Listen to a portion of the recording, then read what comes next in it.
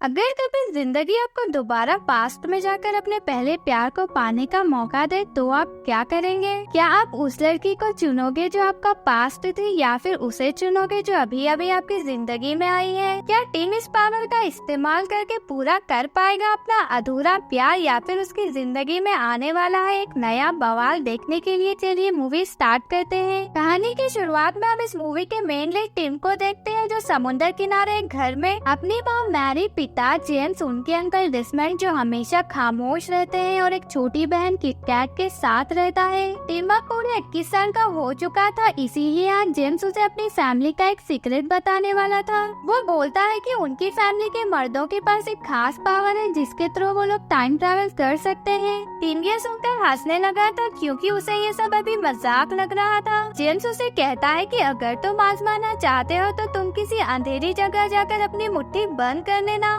और कोई पास्ट की मेमोरी याद करना जिसमें तुम जाना चाहते हो। जो सुनकर टीम एक अलमारी में जाके वैसा ही करता है और वो उस दिन में टाइम ट्रैवल करता है जिस दिन उनके घर में एक न्यू ईयर पार्टी चल रही थी। उस पार्टी में टीम वो सभी चीजें करता है जो उसने पहले कभी नहीं की थी। फिर टीम सीधे जेम्स के पास आता है जहाँ वो उसे बताता है कि तुम बस टाइम ट्रैवल अपनी जिंदगी बेहतरीन बनाने के लिए करना। अगर तुमने इसका इस्तेमाल दौलत पाने के लिए किया तो तुम भी अपने दादाजी की तरह अकेले ही रह जाओगे। फिर हम एक शर्लेट नाम की लड़की को देखते हैं जो कि किटकैट की फ्रेंड थी और कुछ दिन उसके घर रहने आई थी। टीम उसे इम्प्रेस करने के लिए जो गलतियाँ उससे हो रही थी टाइम ट्रैवल करके वो सब ठीक कर रहा था। शार्लेट अब जाने वाली थी, इसीलिए टीम आकर उसे प्रपोज करता है जिस पर वो बोलती है कि तुम अगर मुझे पहले बता देते तो हम थोड़ा टाइम साथ बिता लेते। जो सुनकर टीम पास्ट में आकर उसे फिर से प्रपोज करता है। शार्लेट कहती है कि अगर तुम मुझे कुछ दिनों बाद बताते तो शायद मैं कुछ सोचती।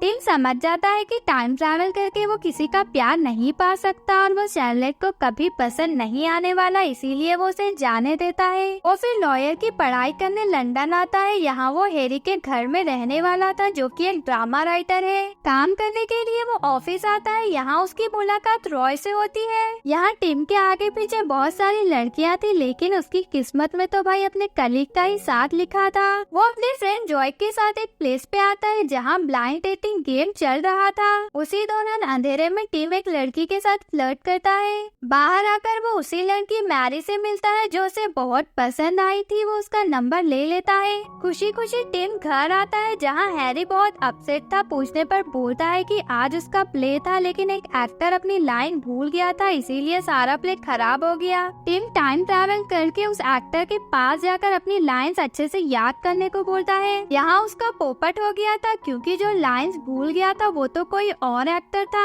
टीम फिर से टाइम ट्रैवल करके प्ले में जाकर उस एक्टर की हेल्प करता है और हैरी का प्ले भी अब अच्छे से कामयाब हो जाता है। वो मैरी को कॉल करने के लिए मोबाइल चेक करता है लेकिन टाइम ट्रैवल करने की वजह से वो तो हैरी के प्ले में चला गया था और मैरी से नहीं मिल पाया, इसीलिए उसका नंबर भी अब चला गया था। टीम न्यूज़पेपर में एक मॉडल की न्यूज देखता है जो कि मैरी को बहुत पसंद थी। फिर वो उसी म्यूजियम में आता है। काफी टाइम वेट करने के बाद मैरी आखिर उसे मिल जाती है बट उसे टिम अब याद नहीं था। फिर वो दोनों एक दूसरे से बातें करने लगे थे। बातों बातों में टिम को पता चल जाता है कि मैरी का अब एक बॉयफ्रेंड है। टिम उसके बॉयफ्रेंड से मिलता है और उनसे सारी बातें पूछने लगता है कि वो लोग कहाँ और कैसे मिले। टिम टाइम ट्रैवल करके उसी जगह जाकर उस लड़के से पहले ही मैरी से मिलता है। वो उसे बाहर ले आता है जिसके बाद वो दोनों काफी बातें करते हैं। मैरी को टिम पसंद आ गया था। फिर वो दोनों एक दूसरे के साथ प्यार भरा वक्त गुजारते हैं। दोनों एक दूसरे के साथ बहुत खुश थे। एक दिन मैरी के पेरेंट्स उसके घर आते हैं। उन्हें ये तो पता था कि मैरी का कोई बॉयफ्रेंड है बट ये नहीं पता था कि वो उसी के साथ उसके घर में रहता है।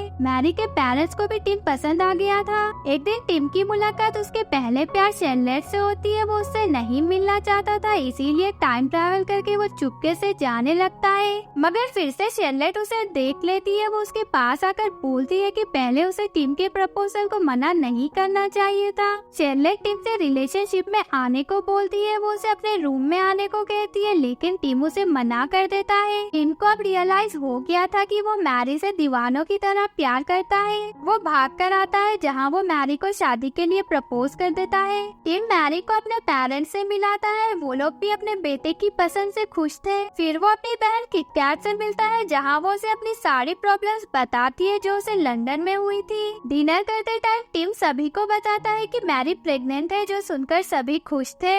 आज उनकी शादी थी जिसमें बहुत सारी गड़बड़ी हो रही थी, लेकिन वो लोग किसी तरह खुशी खुशी अपनी शादी कर लेते हैं। सभी लोग स्पीच देने लगे थे लेकिन कोई भी ढंग की स्पीच नहीं दे रहा था, जो देखकर टिम टाइम ट्रैवल करके बेस्ट स्पीच देने वाले को सिलेक्ट करता है। जेम्स अपने बेटे के लिए बहुत अच्छी और इमोशनल स्पीच देता है। कुछ दिनों बाद मैरी एक बेटी को जन्म देती है जिसका नाम वो पोजी रखती है। फिर वो लोग नए घर में शिफ्ट होते हैं। दोनों ही अपनी बेटी के साथ खुश थे और एक हैप्पी फैमिली की तरह रहने लगे थे। आज पोजी का बर्थडे था, सभी सेलिब्रेट करने के लिए इकट्ठा हुए थे। तभी किटकैट का बॉयफ्रेंड आके इन्फॉर्म करता है कि किटकैट पीकर ड्राइव कर रही थी, इस वजह से उसका एक्सीडेंट हो गया है जिसमें उसे बहुत चोटें आई हैं। टिम जल्दी से हॉस्पिटल अपनी बहन से मिलने आता है। उसे कुछ गड़बड़ लग रही थी, इसीलिए वो किटकैट को टाइम ट्रैवल वाली बात बता देता है, जिसके बाद वो लोग उसी समय पे ट्रैवल करते हैं जब किटकैट अपने बॉयफ्रेंड से मिली थी और अब उसका एक्सीडेंट भी नहीं होता।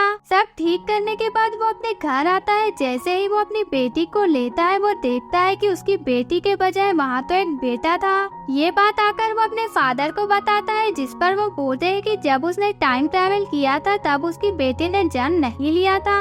अगर वो अपनी बेटी को वापस चाहता है तो उसे अपनी बहन का एक्सीडेंट होने देना होगा। फिर वो टाइम ट्रैवल करके सब पहले जैसा ही होने देता है और हॉस्पिटल में किटकैट को उसके बॉयफ्रेंड की सारी सच्चाई बता देता है। धीरे धीरे वो ठीक होने लगी थी और टिम अपनी बहन की सेटिंग अपने दोस्त जॉय के साथ करा देता है। मैरी फिर से प्रेग्नेंट थी, जिसके बाद वो एक लड़के को जन्म देती है। सब अच्छा चल रहा था कि टिम को कॉल आती है ये बताने के लिए कि उसके फादर को कैंसर है, जिसके बाद वो लोग जेम्स से मिलने के लिए आते हैं। जेम्स टिम को बोलता है कि उसे अपने लाइफ में हमेशा खुद से प्रॉब्लम सॉल्व करनी चाहिए, ना कि टाइम ट्रैवल का सहारा लेकर। उसे अपनी लाइफ गुजारनी ही नहीं बल्कि जिंदगी का हर पल अच्छे से जीना चाहिए। कुछ दिनों बाद ही जेम्स की डेथ हो जाती है। टिम अपने पिता से टाइम ट्रैवल का सहारा लेकर मिलता रहता है। मैरी उसे बोलती है कि उसे एक और बेबी चाहिए, लेकिन टिम ने अगर ऐसा किया फिर तो वो अपने पिता से आगे कभी नहीं मिल पाएगा। मगर वो मैरी को भी अपसेट नहीं कर सकता, इसीलिए मान जाता है। बच्चे की दुनिया में आने से पहले टिम एक लास्ट बार अपने फादर से मिलता है, जहाँ जेम्स अपना टाइम ट्रैवल करके अपने बेटे के साथ उसकी बचपन की यादें जीता है। सभी एक दूसरे के साथ खुश थे और इसी के साथ इस मूवी की हैप्पी एंडिंग हो जाती है। कमेंट्स में जरूर बताइएगा कि आपको ये मूवी कैसी लगी, और अगर आपको मेरी वीडियो अच्छी लगे तो वीडियो को लाइक और चैनल को सब्सक्राइब जरूर से करिएगा। And thank you for watching.